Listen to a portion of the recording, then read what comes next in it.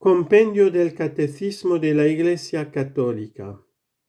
10º mandamiento: no codiciarás los bienes ajenos. Pregunta 531. ¿Qué manda y qué prohíbe el 10º mandamiento? Este mandamiento que complementa al precedente exige una actitud interior de respeto en relación con la propiedad ajena y prohíbe la avaricia, el deseo desordenado de los bienes de otros y la envidia, que consiste en la tristeza experimentada ante los bienes del prójimo y en el deseo desordenado de apropiarse de los mismos. ¿Qué exige Jesús con la pobreza del corazón? Jesús exige a sus discípulos que le antepongan a Él respecto a todo y a todos. El desprendimiento de las riquezas, según el espíritu de la pobreza evangélica, ni el abandono a la providencia de Dios, que nos libera de la preocupación por el mañana, nos preparan para la bienaventuranza de los pobres de espíritu, porque de ellos es el reino de los cielos.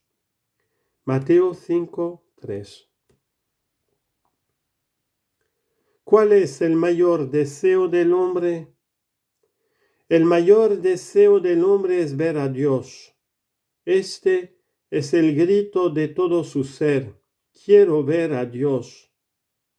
El hombre en efecto realiza su verdadera y plena felicidad en la visión y en la bienaventuranza de aquel que lo ha creado por amor y lo atrae hacia sí en su infinito amor.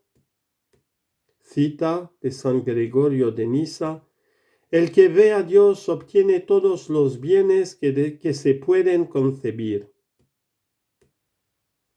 Cuarta parte: la oración cristiana. Primera sección: la oración en la vida cristiana. ¿Qué es la oración? La oración es la elevación del alma a Dios o la petición al Señor de bienes conformes a su voluntad. La oración es siempre un don de Dios que sale al encuentro del hombre. La oración cristiana es la relación personal y viva de los hijos de Dios con su Padre infinitamente bueno, con su Hijo Jesucristo y con el Espíritu Santo que habita en sus corazones.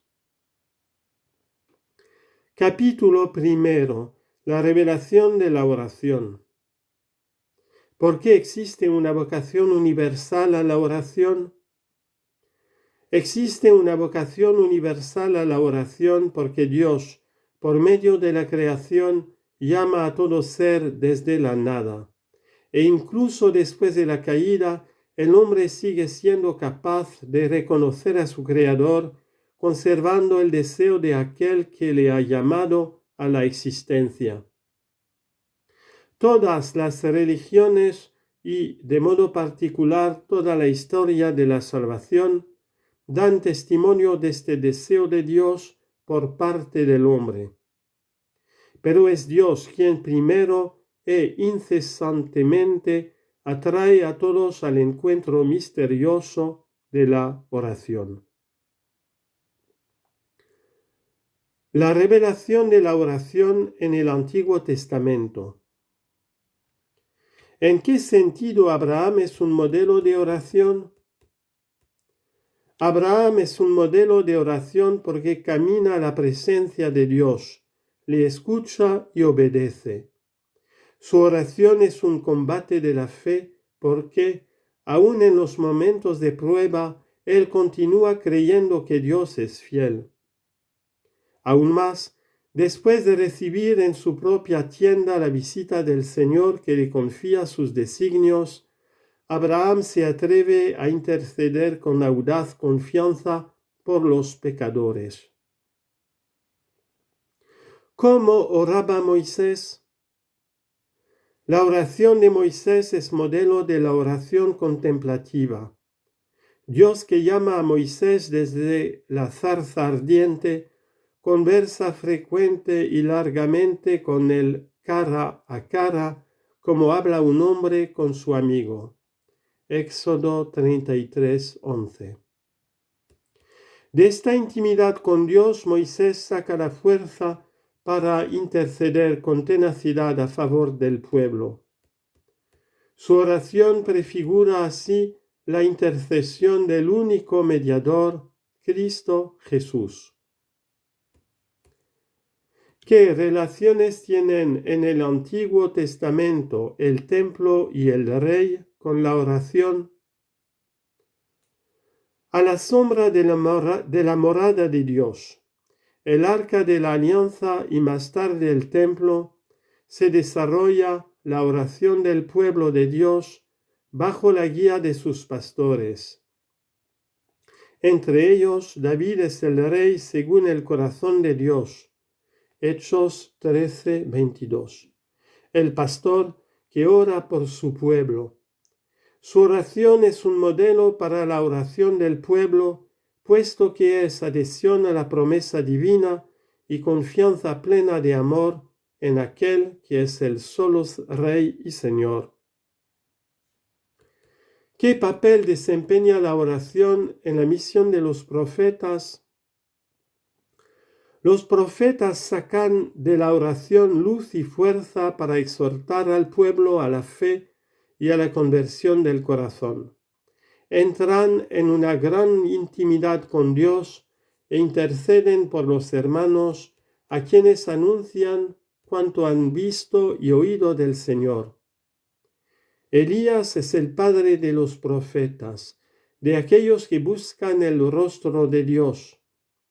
En el Monte Carmelo obtiene el retorno del pueblo a la fe gracias a la intervención de Dios, al que Elías suplicó así: Respóndeme, Señor, respóndeme.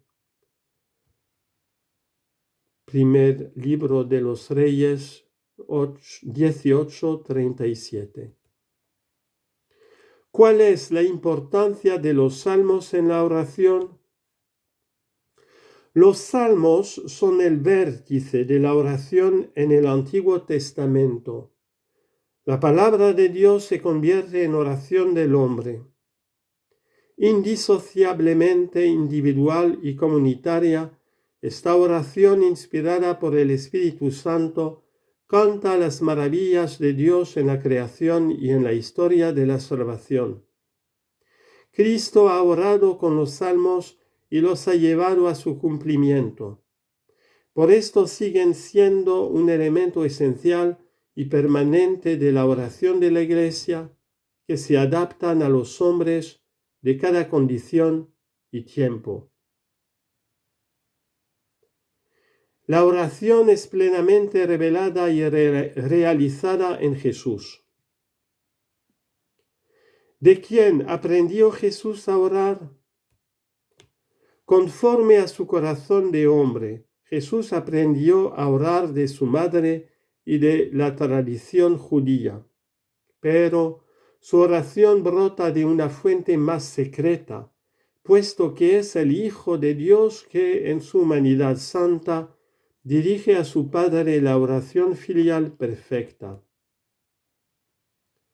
¿Cuándo oraba Jesús? El Evangelio muestra frecuentemente a Jesús en oración. Lo vemos retirarse en soledad, con preferencia durante la noche, ora antes de los momentos decisivos de su misión o de la misión de sus apóstoles. De hecho, toda la vida de Jesús es oración, pues está en constante comunión de amor con el Padre. Pregunta 543. ¿Cómo oró Jesús en su pasión? La oración de Jesús durante su agonía en el huerto de Getsemaní y sus últimas palabras en la cruz revelan la profundidad de su oración filial. Jesús lleva a cumplimiento el designio amoroso del Padre y toma sobre sí todas las angustias de la humanidad, todas las súplicas e intercesiones de la historia de la salvación, las presenta al Padre, quien las acoge y escucha, más allá de toda esperanza, resucitándolo de entre los muertos.